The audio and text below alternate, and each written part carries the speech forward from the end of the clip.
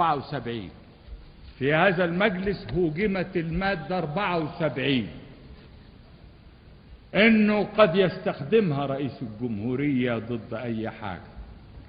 طب انا عايز اقرر امام مجلسكم انه بدون المادة 74 كنت سأتخذ نفس الاجراءات واجيلكم وواجه الشعب.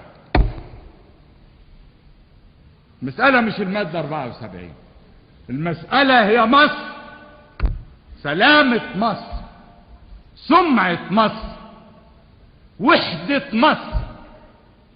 لك يا مسلم السلامة وسلاما يا بلادي الرماء بحر التهامة أستقيها بفؤادي واسلمي